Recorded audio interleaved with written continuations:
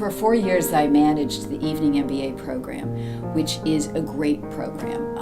Very smart students, very diligent students who want to work during the day and go to school at night. And they're able to take what they learn in the night class and use it the next day in the office. They're able to take what they experience during the day and use it in class in the evening. Bringing the MBA part-time program to the number 11 spot in the country was huge. It's a new program. We just first took students in 2005, so we're very proud of that. Having the caliber of students that we have is really a pride point for us as well. They're just fantastic students. In terms of other programs nationwide, part-time MBAs are very local because you've got to live in the local area. So, there are fine part-time programs in New York and in Chicago and Atlanta. Those reflect the industries there. Here in Washington, we're very global.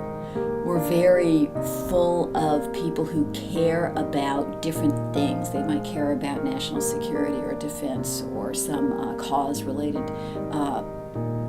nonprofit organization. So we get people who are really very passionate about ideas, and we get people who really want to make the world a better place, and we get people who are very aware of the world as a global place. In addition to what I do in my day-to-day job, for the last 5 years I've been earning a doctorate.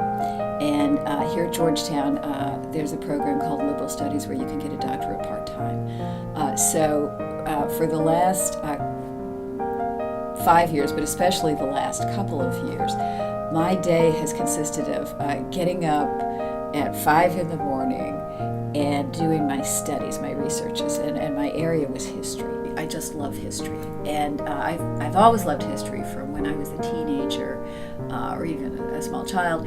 When I got interested in business, I was really the nexus of my interest then became business history, and that particularly led me to Venice, where a lot of business was developed, business techniques were developed, like accounting and insurance.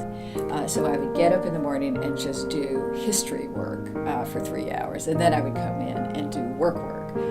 And that was just a wonderful way to be living, sort of in the past, in the present, and the future.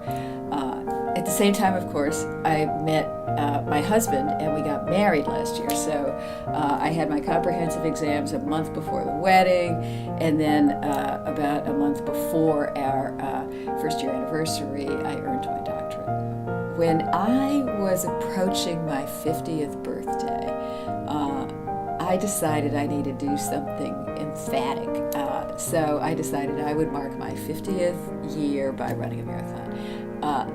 I'm not a particularly athletic person, but I have a niece and a second cousin who are both elite athletes, and they both encouraged me a lot. So I went on a marathon prep course, and I finished the marathon. I was pretty slow, but I did it, and for the last 6 miles, my niece, who had finished number 17 of all the American women in the Marine Corps Marathon, got on the metro.